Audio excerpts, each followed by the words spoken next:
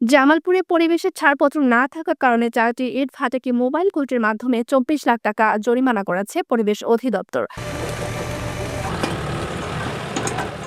আজ সোমবার সকাল থেকে পৌর শহরের ডাকপাড়ায় ও জঙ্গলপাড়ায় বোর্ডঘর এলাকায় অবস্থিত 4টি ইটভাটায় অভিযান চালানো হয়। অভিযানে স্টার স্টার ওয়ান, কিংস এবং রূপালী বিক্স ইটভাটাগুলোকে পরিবেশের ক্ষতি সাধন করার অভিযোগে জরিমানা করা হয়।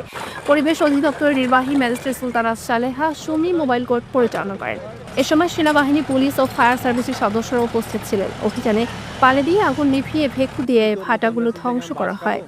এই অভিযান অব্যাহত থাকবে বলে জানান পরিবেশ অধিদপ্তরের নির্বাহী ম্যাজিস্ট্রেট সুলতানা সালেহা সুমি।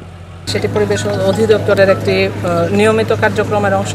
সেই নিয়মিত কার্যক্রমের অংশ হিসেবেই আজকে আমরা জামালপুরে সকাল থেকে অভিযান পরিচালনা করেছি। আপনারা অবগত আছেন যে আমরা সকাল থেকে এখন পর্যন্ত 4টি ভাটায় অভিযান পরিচালনা করেছি, যাদের পরিবেশের কোনো ছাড়পত্র নাই, এবং এই 4টি ভাটায় এখন পর্যন্ত আমাদের আদায়কৃত যে জরিমানা সেটি ছিল 6 লক্ষ করে 24 লক্ষ টাকা আমাদের জরিমানা আদায় হয়েছে। এবং এটি আমাদের একটি রেগুলার কার্যক্রম। এই নিয়মিত কার্যক্রমের অংশ হিসেবে আমাদের সারা বাংলাদেশে এই কার্যক্রম অব্যাহত থাকবে।